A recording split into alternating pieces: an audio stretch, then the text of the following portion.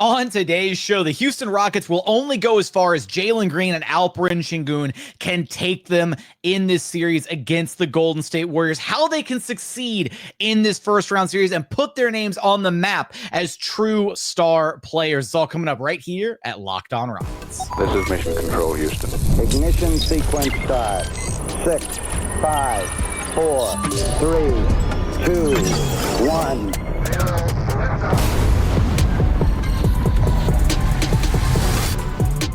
What's up and welcome to another edition of Locked On Rockets, your daily podcast home for everything Houston Rockets basketball. As always, I'm your host, Jackson Gatlin, native Houstonian and credentialed media member. I'm also the host of Locked On NBA Thursdays. Be sure to follow along wherever you listen to your podcasts or on YouTube. Just search Locked On Rockets, where the best way you can help us grow our show is to listen every single day on a podcast platform of your choosing. Like, comment, subscribe on YouTube. Also, check out our Locked On Rockets newsletter. Would sincerely appreciate all of that support. Now, today's episode is brought to you by Monarch Money. Take control of your finances with Monarch Money. Use code LOCKEDONNBA at monarchmoney.com for 50% off of your very first year. And as always, thanks so much for making Locked On Rockets part of your day every single day, whether it's on your way to work, on your lunch break, in the gym. Thank you so much for being an everydayer. And joining us now is your weekly co-host, NBA draft enthusiast, and diehard Houston Rockets fan, Madison Moore, who you can track down on Twitter at MadmanLeaks. Here as we continue our Rockets Warriors preview series ahead of their first round matchup. And Madison, this is gonna be one hell of a series against the Warriors. I know that I've shared some of my initial thoughts, preliminary thoughts about what it means to be kind of tackling this Warriors franchise, trying to exercise some of these demons a little bit from past era of Rockets basketball. Just from the jump, how do you feel about what this team is about to go up against this Golden State Warriors squad? I think I feel the same way most fans feel. I got a little bit of jitters, butterflies. I'm very nervous for my young Rockets. Of course, I would have preferred the Grizzlies in the first round, but the more I thought about it, the better I felt about this matchup. And I felt good about this for two main reasons, okay? The Rockets come in as an underdog, okay? As a number 2 seed underdog. That, I think, benefits the Rockets, takes a lot of pressure off their backs, right? Where they can go play more freely. They're not expected to come and just dominate this team, right? It really rolls back the expectations. And for a young team, I think that's important because they're already going to have so much jitters as their first time being in the playoffs. So I like them having the ability to go out and be the hunters, go out there and really take that matchup and really attack it with some vigor and give our young guys really a purpose in that way to prove themselves and say, hey, we got a chip on our shoulder. Y'all think these guys are going to beat us, right? And so I love that for them.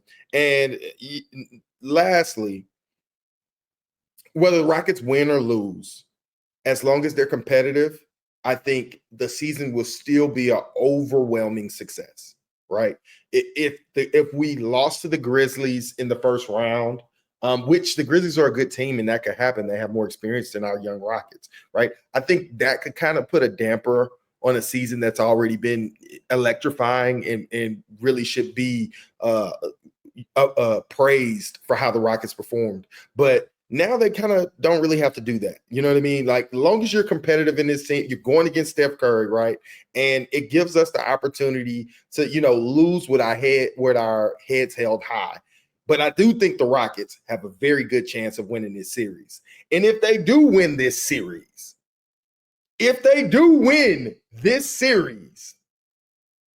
just know this might go down as the greatest first round win in Rockets history to Rockets fans, because of the history that us as Rockets fans, this era of Rockets fans hates and remembers the rivalry of these Rockets. And we thought we might get some of that redemption last season when that matchup was coming to a head to actually get into the playoffs.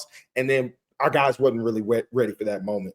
And this year, over the course of this year, they've had several matchups that were just as important, and they've proven that they look like they may be ready for this moment. And I think it was just kind of set up for the stars to align, for us to face them in this series and have an opportunity to beat them. And I expect Toyota Center to be rocking for this matchup, man. And so I'm so excited for this, dog. I'm through the roof. I'm ready. I'm all in. I'm glad it's Golden State. Let's do it. Oh, dude, I'm amped. Like, again, you couldn't have written it any better for the Rockets to have to go through this team to bring in the new era of Rockets playoff basketball. So I'm right there with you. And the more that I've talked about it, the more that I've talked about this Warriors team with other people kind of in this preview series that we've been doing kind of leading up to the first round, the more that I keep coming back to thinking that I really do feel like the Rockets, even though they're listed as underdogs, even though the national media feels a certain way and all the voting the betting odds and everything are against them, like on paper, I just don't see how this team doesn't actually have a lot of exactly what you would want to try and slow down this Warriors team, right? They've got a ton of different wings. They've got wings to throw at Jimmy Butler. They've got Amin Thompson to throw on Steph Curry. They've got a tried and true defense that has, stood the test of an entire 82-game regular season.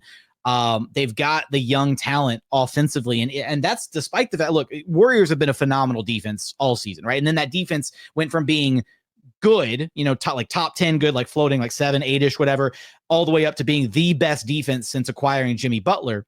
Mm-hmm. And that's going to be a monumental hurdle for this Rockets team. But I also think that we've seen the Rockets kind of settling in and getting more and more comfortable with each passing matchup against the Warriors. And I think it's important to note that in the fourth matchup against the Warriors this season, they still didn't have Fred VanVleet, right? And Fred is an important piece of the equation here for this Rockets team.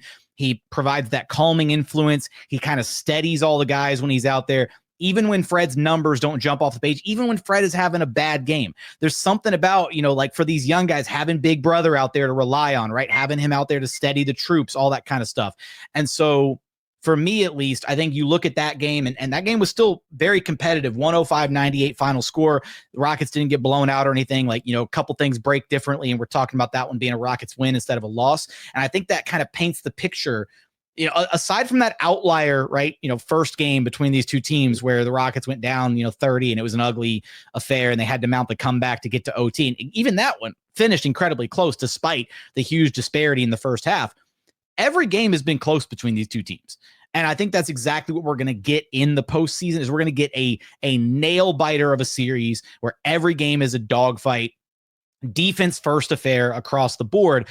And for me, and what we're going to talk about here in just a moment in our next couple segments is just how important, right, this opportunity is for Jalen Green and for Alperen Sengun to really not just put the Rockets back on the map and say, hey, we're here and we're ready, but to put themselves on the map, right? Because Alperen Sengun, he has cemented himself, right? First homegrown all-star for the Houston Rockets since Yao Ming.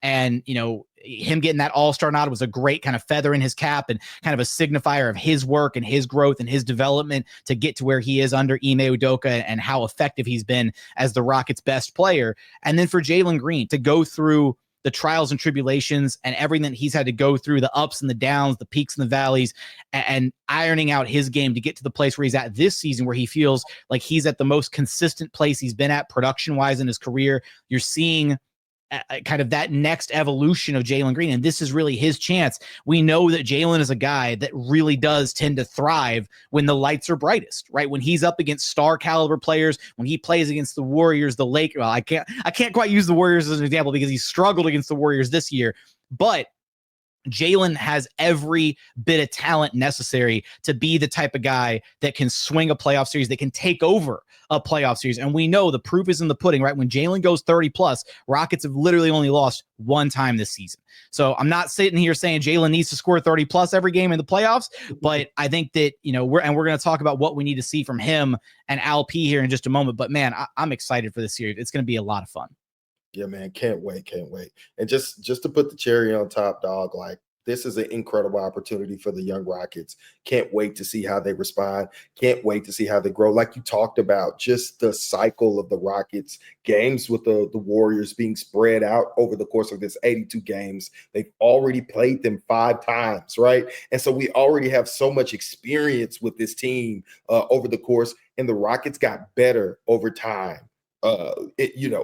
As they went over in those 5 games, right? And we hope to see the same thing in that level of growth. This is not the same team you've seen in that first game. And even in that play-in game, which was a tremendous struggle, the offense has grown. And I'm really excited to see how the Rockets not only perform in the beginning of the series, but also how they grow over the course of this series. It's going to be a major point of emphasis for me when evaluating them.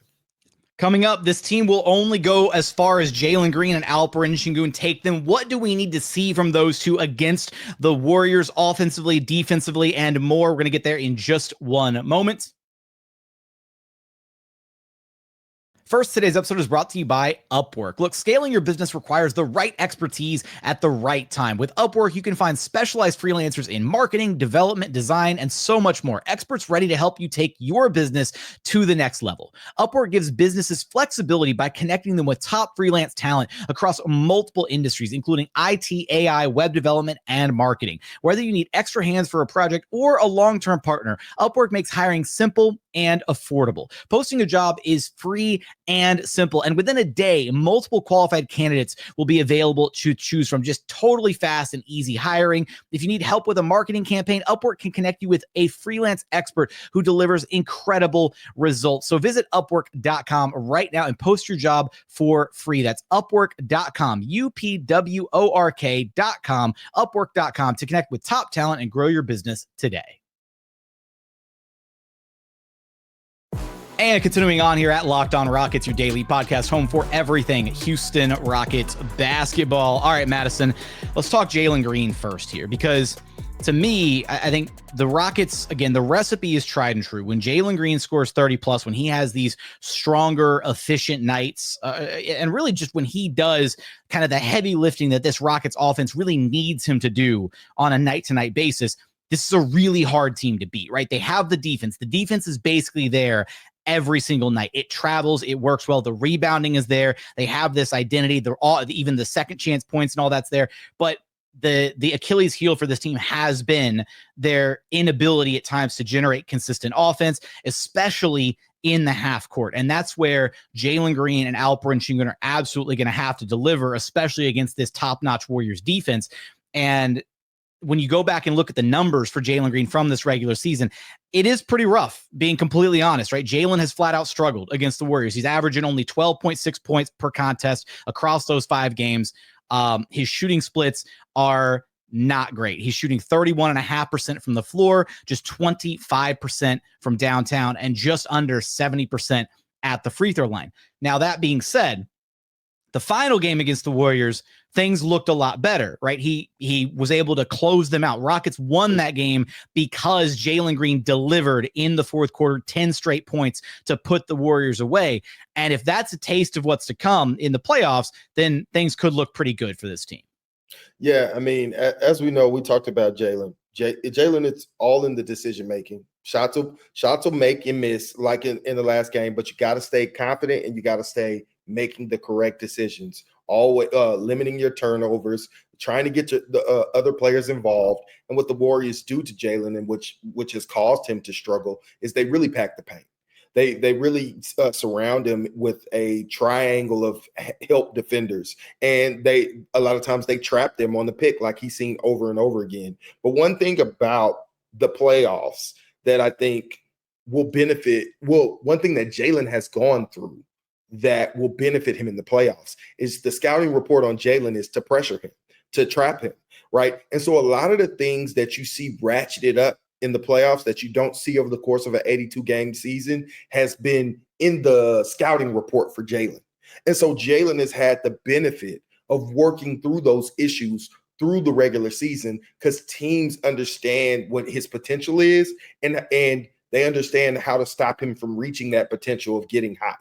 And so he's had a lot of experience dealing with playoff level coverages, right? I think the physicality is going to ramp up, but he doesn't get fouls anyway, right? And so a lot of this stuff is going to be what Jalen has seen before. He just has to remember to play through contact and continue to make the right decision and limit his turnovers. And I think it's really important that him and Alp stay focused on making the game easier, not just for their teammates, but for each other, right? Because if they get either one of each other going, the game becomes so much easier for the other one. And I think as we're building that half-court offense, as you were saying, it needs to be built within Jalen trying to make plays for Sengun when he has the ball and vice versa for Sengun. And I think if they do that, they stay focused and do that, once the jitters are gone, they'll be successful in the half-court in this series.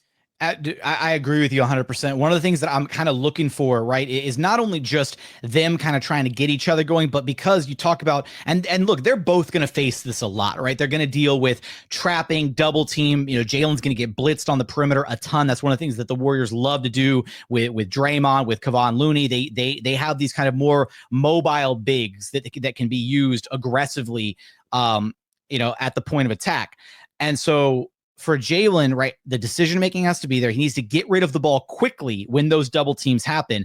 But the thing that I'm really looking for is when you start that action, right, it basically turns it into a 4-on-3 in favor of the Rockets. And so then it's up to those other four guys to make good decisions, right? Maybe it's Alp doing something with the ball at the top of the key, or, kind of at the free throw line extended, that area, whatever, depending on where the blitz kind of happens at. But one thing that I'm hoping to see, and I think this is going to be really beneficial for the Rockets, if Jalen if they can get into their offense quick enough, then I think it's beneficial for Jalen to then be the recipient of the play at the end, right? So essentially, he starts it, the blitz comes, the double team comes, he gets rid of the ball, and then relocates somewhere else, and then gets another crack at it, because it's a lot harder to then execute another blitz, another double team late in the shot clock, late in a possession, after you've had that initial action, and then your defense is in scramble mode trying to cover, a 3-on-4, power play that's not in your favor. And I think that's where the Rockets could have a lot of advantages, assuming you get that initial action and you avoid the initial defensive trap from the defense. I definitely agree with you. And we often see when the offense sputters, when Jalen has the ball and he devolves into ISO ball at the end of clocks. I want the Rockets to understand that you got to go out there and give Jalen a screen, right? Something that's where Steve-O is going to be big. Steven Adams is going to be huge for that in this series. But just anybody, and Steve-O is going to do stuff like that. But the Jabari Smith Juniors of the team who don't usually get into screening action as much. When a play has broken down and you want Jalen to save you, right? And he's going against a guy that's not Steph Curry, a guy that's not a mismatch. The others have to recognize that and say, hey, we need to give him at least some bit of advantage here. Right. So who I want to give some flowers. Who is actually good at recognizing that, but unfortunately it's not the quality of screen that he needs. Fred actually goes and does Fred when it's like 10 seconds left on the clock and Jalen's got the ball, Fred, like 9 times out of 10 will go try to set like a little brush screen or something on Jalen's man. And it's kind of that like that ghost screen action where if the defender feels Fred there, and if it's a switching defense, sometimes you can catch the defense slipping, and then that split moment is all Jalen needs to get downhill or get to his step back, get a shot off. And so Fred does that a lot, where he'll just do like a quick drive-by and like put a quick shoulder or just try to set like a very quick brush screen.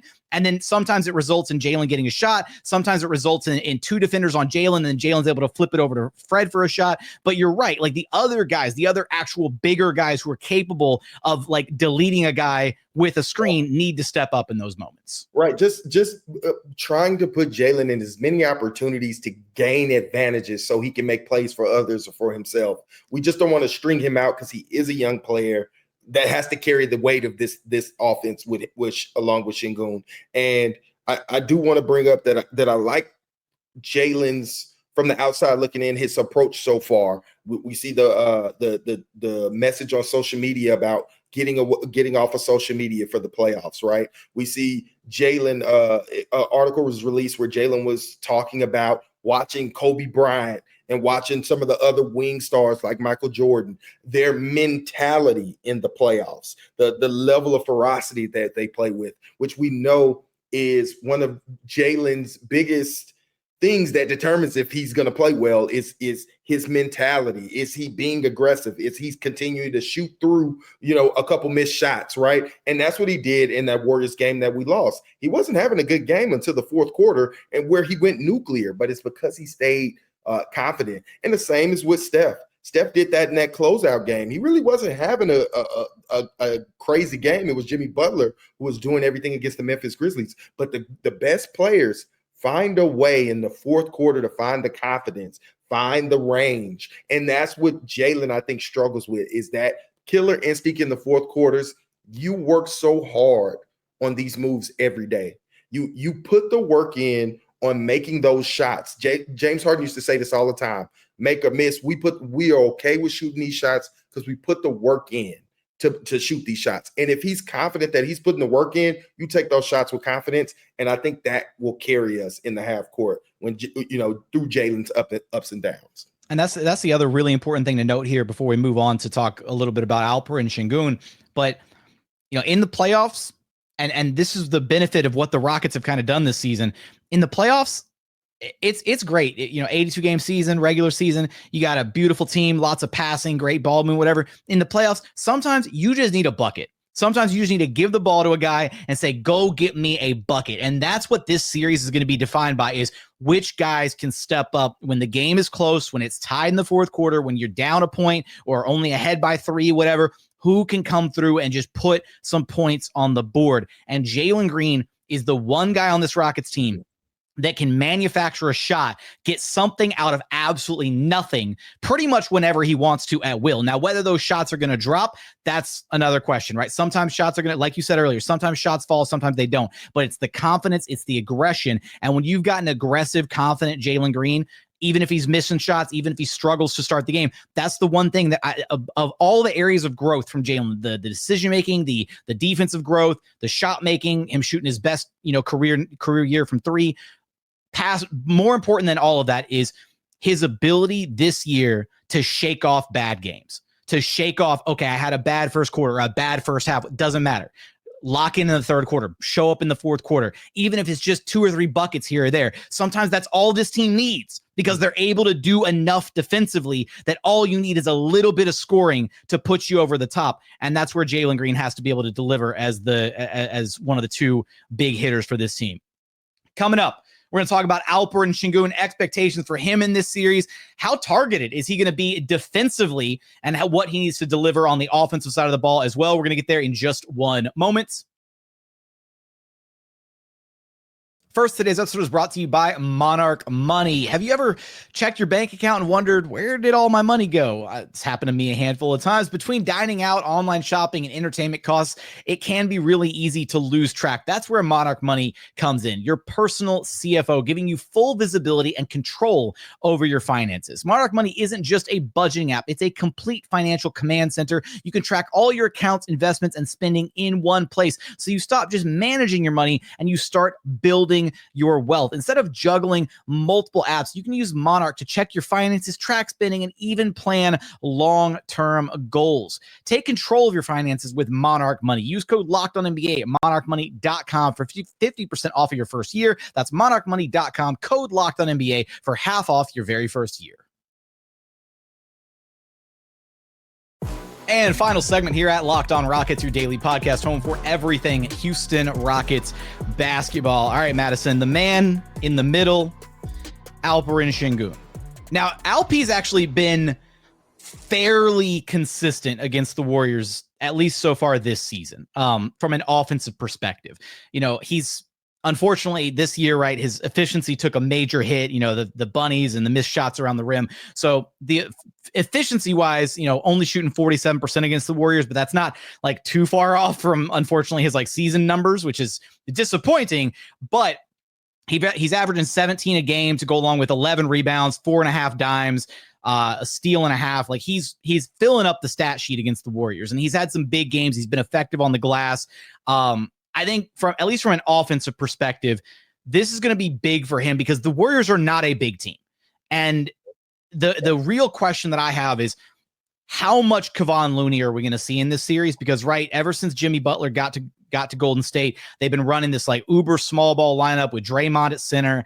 And Draymond, for as incredible as a defender as he is, LP should be able to have his way with Draymond. It's not going to be, stuff him in a locker kind of deal, but Draymond cannot contain LP by himself over the course of a 48-minute basketball game. He just can't. Yeah, I think LP should remember that Draymond is only 6'8", man. Dude, he's not even 6'8". He's like 6'5". Draymond is tiny. Yeah, exactly. And LP's game is predicated off finesse, man. Understand that Draymond is not blocking any of your shots. Take your time and take good shots and be confident that you're going to make them over his stretched arms. The only thing that's going to stop you from making shots against Draymond Green is you, Alperen Sengun. You need to, long as he is confident in finishing well over those outstretched arms. Now, I will say Draymond does do a good job of bodying up and using his strength to keep him out of the paint. But LP also has the skill to use that strength against Draymond on spins and other ways he leverages his post moves and footwork. So that I think the ingredients are here for Draymond, for Alperen Sengun, to really punish this Warriors team. They're undersized, and also the Rockets do a lot of actions that get other players switched on to LP and allow him to abuse them in that way as well. And I think they'll capitalize on those things as well. There's no shot blockers for this team. LP should have a field day in this paint, and I really think he should be the focal point of our offense. Now that also means LP is going to see a lot of double teams. They're not going to just let him punish small guys all night. And LP's awareness on the backside from guys digging in and trying to knock the ball away, he has to be better in the playoffs. It's going to happen every single time. They're going to know his mannerisms, and it's going to get worse as the series goes on. So he always has to have eyes in the back of his head, ready for that, ready for those plays. And MA can start to leverage those traps against the Warriors to have guys backdoor cut and LP find them. We can scheme up some stuff, but it first starts with LP punishing guys on the low block. No, you're right. And Hollins mentioned it in our last episode that we did, talking about how beneficial it is to have a guy like Amin Thompson that plays so incredibly well off of the, playing behind the defense, right? Running those baselines, cutting in from the corners, that kind of stuff. And that to me is going to be, the ultimate release valve for LP, their connection, their timing, and how those two guys play with one another. And it's not just like what Hollins said. It's not just about LP delivering to Amin. It's great when Amin can catch a lob and dunk it home, whatever, on those baseline cuts. But the Warriors are fantastic defense, right? They're going to scout that. It might kill them in the first game. They might be caught sleeping a little bit, but fully expect Steve Kerr and the Warriors to make those adjustments and then be aware, okay, if we send the double team to LP, then we have to be aware that Amin Thompson, as soon as LP makes his move towards the basket, Amin is going to be crashing in from the corner, looking for either that offensive rebound or looking for that outlet pass. And they're going to have a second body there ready to either box out Amin or prevent him from getting a free line drive to the rim. And then that's where Amin has to be the secondary decision maker after receiving a pass from LP. Okay, where's the next guy, right? How do I find the next man? And to your point about the double teams that LP is going to receive, right? That's where the Rockets are going to have to balance. It can't just be the Jalen Green show. It can't just be the Alperen Sengun show. That becomes too one-dimensional for this Rockets offense in the half court, right? That's how you let a defense load up on you. And that's why, this Rockets team is going to be built around Jalen and LP working to get, dude, we don't see it a ton. We haven't seen it a ton this season, but I would kill for some like empty corner action with Jalen Green and Alperen Sengun in playoffs. Just put the other three dudes on the other side of the court, let those guys play 2-on-2 on the strong side of the ball and call it a day, because I think it's going to be really hard for teams to like load up and defend those two guys in particular. And LP's such a gifted passer that even though I think there needs to be a healthy dosage of the offense run through him, give him his post-ups, give him his face-up opportunities on the wing, him breaking down the Warriors' defense in the short roll is going to be critical for this series. And again, it's all going to come down to his decision making, right? How does he read what the Warriors are doing? Can he make the right passes? And then it's just up to the Rockets to knock down those shots when he hopefully does find whoever that open shooter is.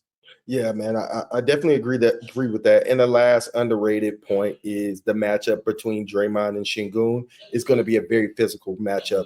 And we know Draymond Green's antics in the playoffs. He already tried it in that game, the last game that we won, where he tried to get under Sengun's skin. We're going to see that over the course of a 7-game series where it's going to really ratchet up. And it's important for Sengun to keep his composure, but also fight back. Be physical. You are the bigger guy. You're just as strong as Draymond. Punish him on those offensive boards. Punish that team on the offensive boards. Punish that team on the defensive boards. Alp, we're looking for you to have some big 15-board games in this series. This team is undersized, and when your shot's not going, get it out the mud, man. Get it out the mud. Be the most physical guy out there, and you can actually get under Draymond's skin when you do that type of stuff. Like you got under his skin. He thought he was going to get under your skin, Sengun, but you actually got under his skin, which got him in foul trouble and kept him out of the rotation and out of the game for most of that game. And so I just want Alp to be smart, but also don't shy away from that physicality. Play through fouls.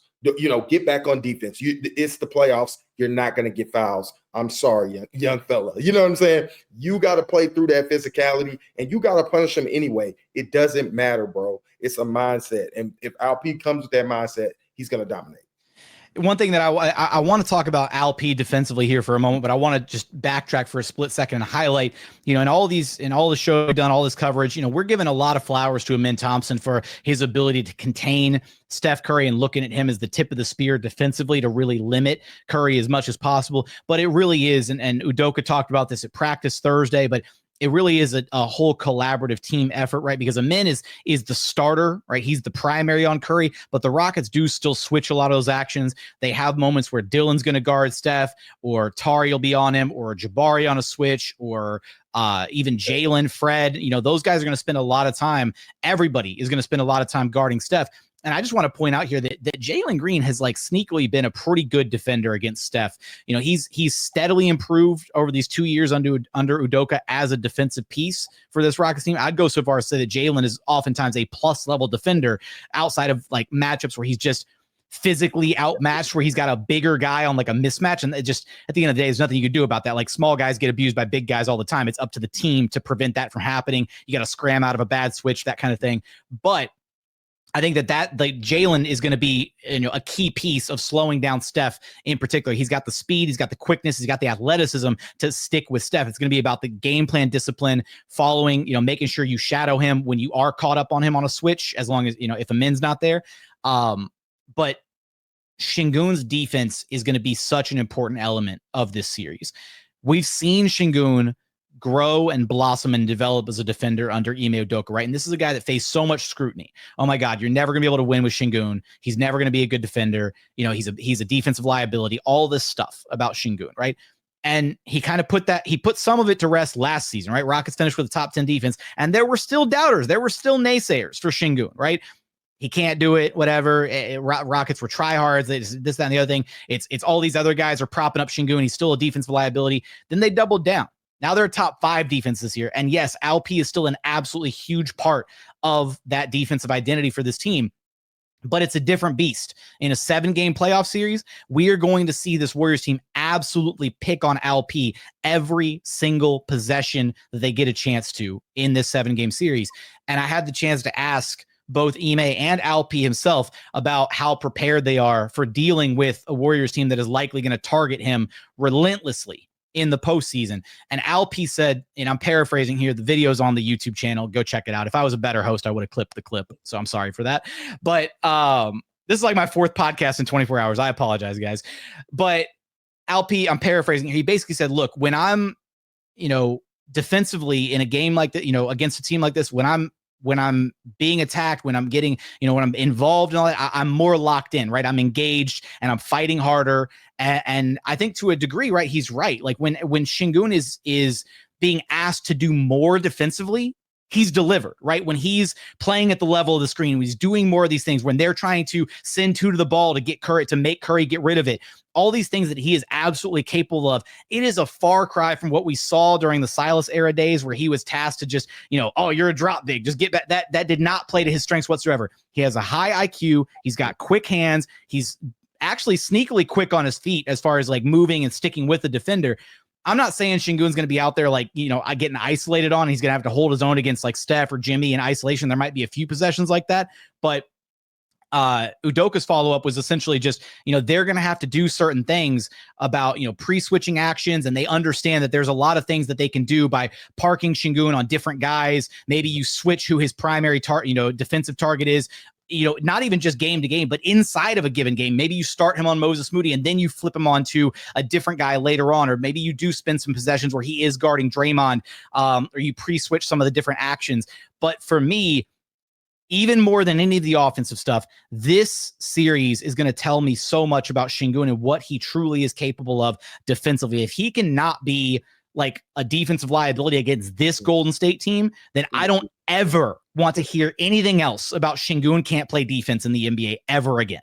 Yeah, he won't be against anybody if he can do this because number one, Sengun is actually very mobile out on the perimeter. He keeps guys in front of him. He does a good job about, squaring up.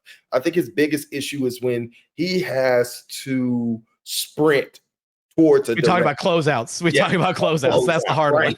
Yeah. So that's going to be his biggest issue, and it's not just a Steph Curry thing, man. When we are doubling and trapping and Curry, Sengun is going to be one of the rotators that has to get out to shooters like Buddy Hield and other marksmen on the Golden State Warriors. And so those are some of the things that have been up and down for Sengun throughout the year, but we know he's capable of it, of having a good controlled closeout. And so that's another thing that I'll be looking for with LP, not just how he defends if he gets caught out on an island, which really just shouldn't be his fault. We should scheme away from that, like you said, but also how he handles his rotations out to the perimeter, because this Golden State team does not score in the paint. You really only have to worry about Jimmy Butler doing that, and he's going to be doing that off cuts. He's not really going to even do that on isolations, right? And so it's really about LP knowing his personnel, knowing he has to close out controlled, and who he's closing out against requires the amount of commitment, I'd say, that would allow him not to be able to get back into play. And that's Steph Curry and Buddy Hield. The rest of those guys, you just close out strong and controlled, right? And all Rockets players, not just Sengun, need to be aware of that pump fake, step to the side, that many vet players, many marksmen have in their game. And it's important for our Rockets guys to understand that as well. And that's why it's so important to close out control. We want your thoughts on Jalen Green and Alperen Sengun. What do you expect out of them in this series? What do you want to see from the Rockets' young star duo? Let us know in the YouTube comments. Madison, you know the drill. Let me know where to track you down at. Yeah, you can find me on Twitter at MadmanLeaks. Come talk Rockets basketball and NBA draft. That's going to do it for another edition of Locked On Rockets. As always, thanks so much for checking out the show. Remember, the best way to help us grow our show is to listen every single day on a podcast platform of your choosing. Like, comment, subscribe on YouTube. Also, check out our daily Locked On Rockets newsletter. Would sincerely appreciate all of that support. But as always, thank you so much for watching. Thank you so much for listening. And we look forward to having you back right here at Locked On Rockets, your daily podcast home for everything Houston Rockets basketball.